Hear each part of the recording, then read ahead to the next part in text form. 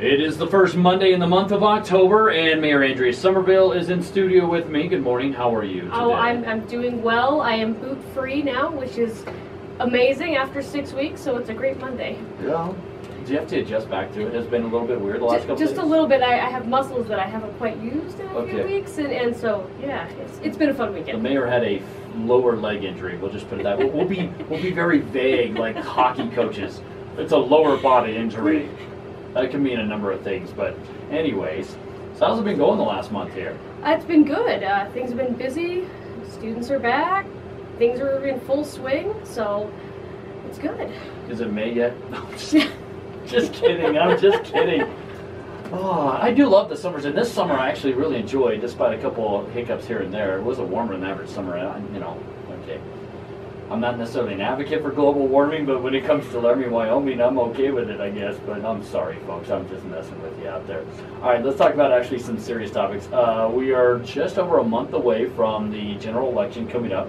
We've already had the 6-penny tax, and I want to get back to that because I know you've got some things coming up this month, and we'll explain that. But the 5th-penny tax is going to be on this ballot. How is this different from the 6-penny? What is it utilized for? Because I think there's some misconceptions out there, I think, in people's minds. Well, sure, and it's a little bit complicated this election season because we have 3 taxes within the span of just a few months up for renewal by the voters. And I think that's the one thing that I really want to stress is this is a renewal. This is not a new tax. So for the 5th penny that'll be on the ballot in November, that's a general purpose tax. So it goes to the city of Laramie, Rock River, and Albany County. I'll get a piece of that based on population.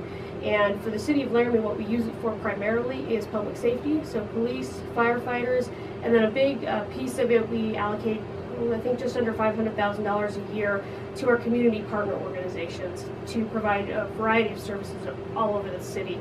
So whether it's Interfaith Good Samaritan, Downtown Clinic, Laramie Main Street, LCBA, the Chamber Business Alliance, comes and applies for that every year. So there's a number of organizations that depend on that, not only for their operating expenses, but also to match grants to provide that local match so they're able to bring more money into the community. So again, this is just a tax renewal, and it does go to some major services here in the city of Laramie and in the county across the spectrum here, ladies and gentlemen. So, and that's the 5th penny tax renewal that is on the ballot for next month.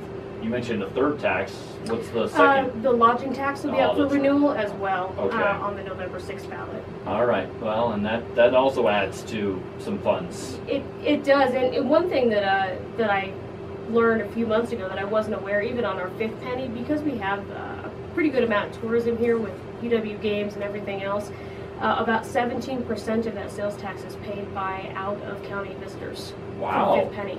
So that's amazing. That's pretty good. That's almost 20% of that. Almost 20% of that money is coming from outside the county. Okay. All right. Now, so the 5th penny tax is big on the ballot. Obviously, we've got other elections that we can talk about.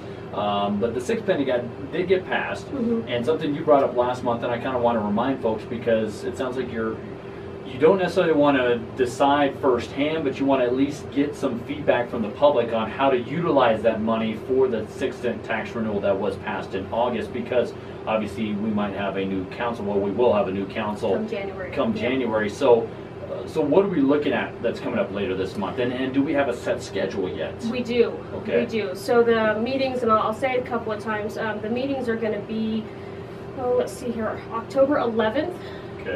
From 6 to 8 p.m. at Linford Elementary in West Laramie. So there's a Thursday night meeting for option.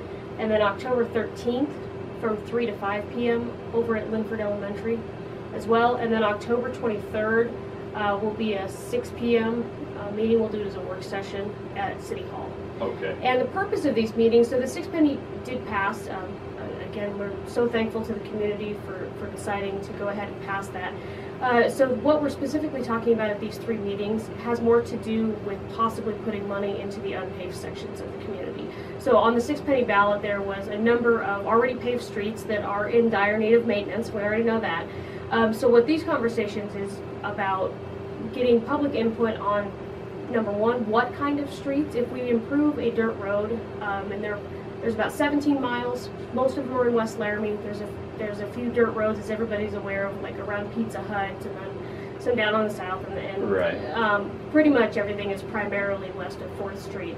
But so if the city goes in and puts that on a road improvement program project, what kind of road? So do we want to do ribbon paving, which is the cheapest, with maybe barrow ditches for drainage, or do we want, or does the community really want us to put full streets, so curb, gutter, sidewalk, which is the most expensive option? And so we need feedback on that. The second piece is that the council has asked specifically the residential and commercial businesses that are on these dirt roads to weigh in on whether they're willing to participate, kick in money to match a city program to potentially improve those roads over the years.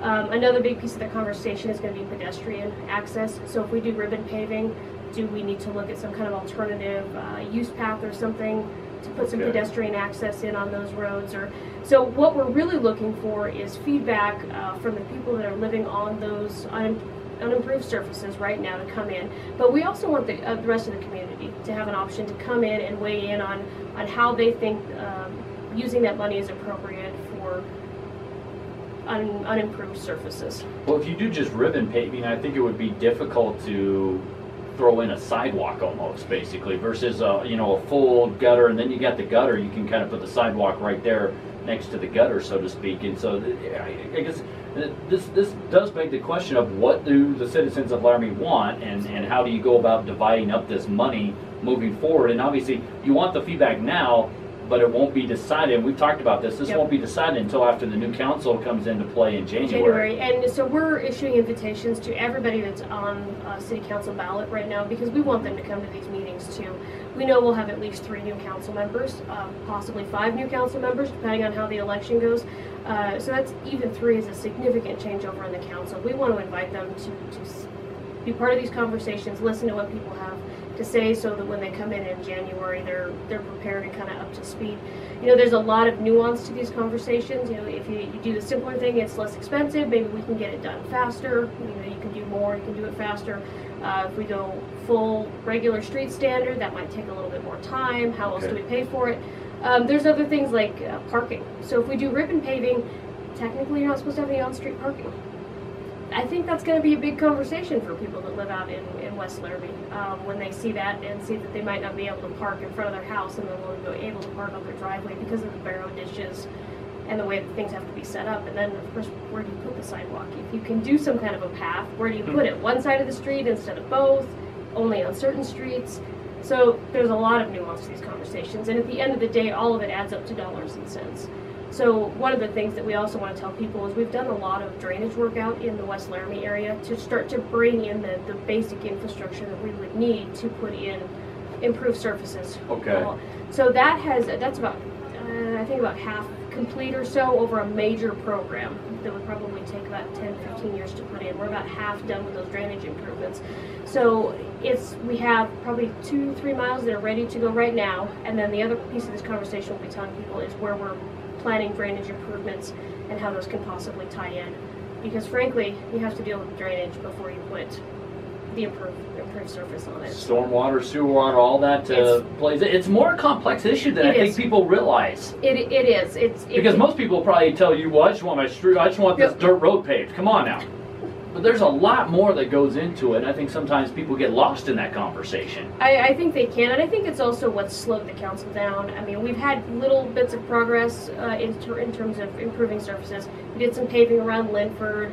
They had a one block off Snowy Range program that they paved. There's been a couple of other patchwork projects that have brought some paving in, but it's really, I think the complexness of this conversation has been slowed council down from making a long-term policy, and that's what we're really driving at right now, is making a long-term dirt road improvement policy. It might take 10 years, but we need to get them in the queue and get it as part of the regular program. Well, and that brings up an interesting question, because people will go, well, if you make a long-term decision now, that might not be the same as when we have another election in 2 or 4 years. People will have a different viewpoint, and that brings up a whole other bag of worms.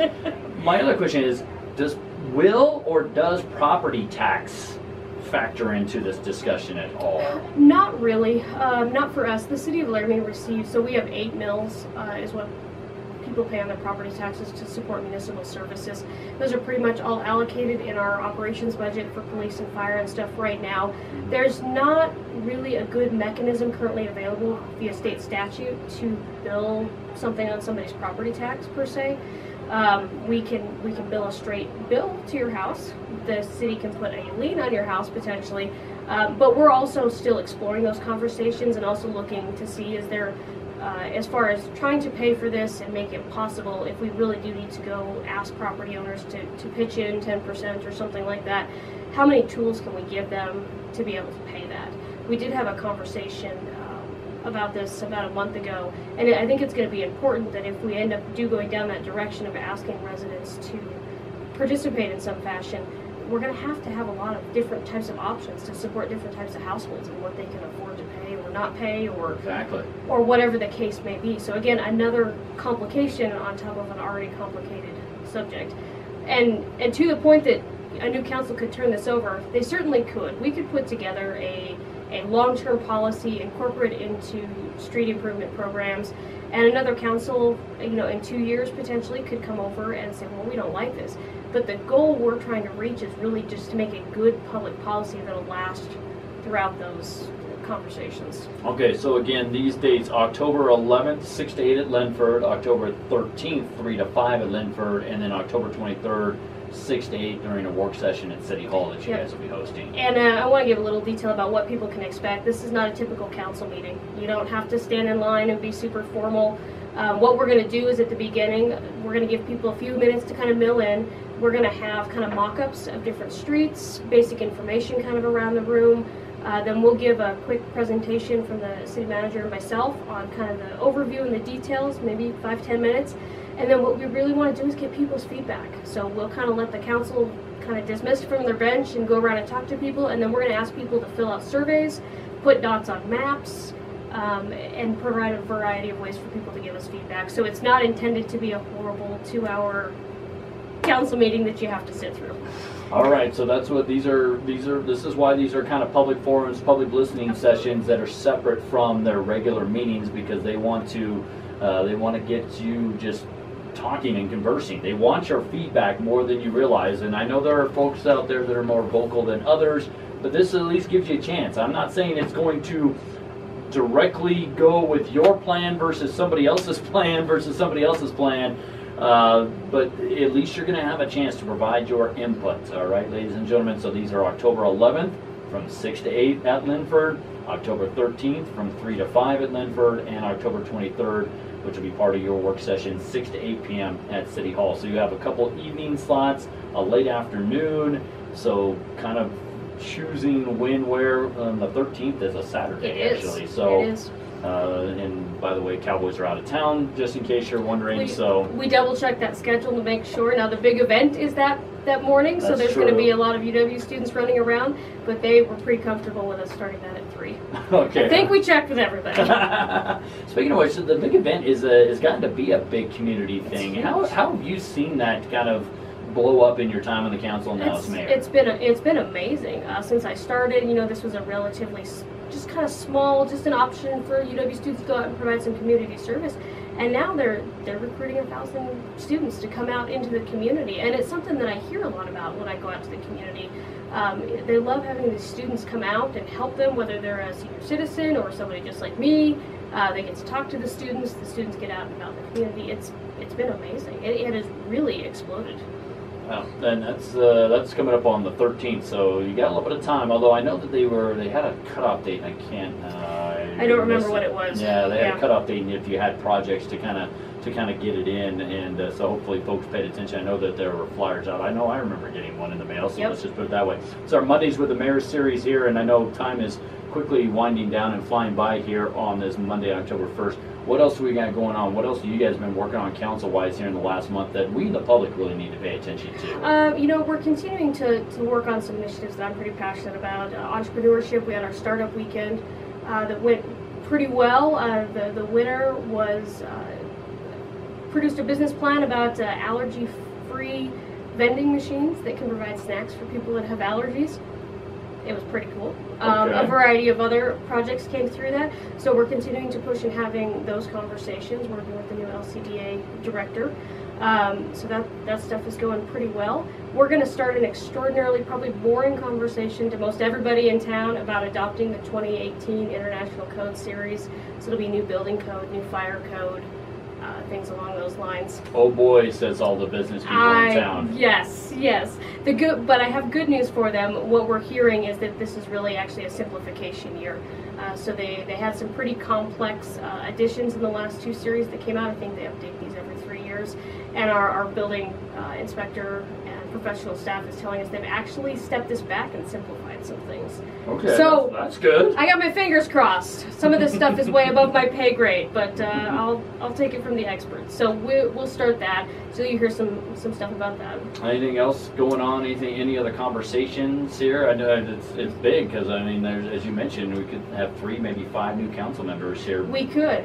We absolutely could. So we're kind of doing some basic city business, and I think the streets conversation is really what's going to take a lot of October up. We really want to give every opportunity to have a good conversation, and I imagine the council will start to talk a little bit more about that in November and December, and then of course after November 6th we'll know who the new council members are, and we can kind of. Speaking of which, because you'll know this better than I will, once we have the election on November 6th, and you and I will actually be talking the day before the election, which will be interesting, but do new council members then come in and work with the council between November and January just to kind of get up to speed? They're always invited, absolutely. Okay. So as of on November 7th, when we have a pretty good idea, as long as there's no 10-vote races, it could happen. It could happen. It has happened before.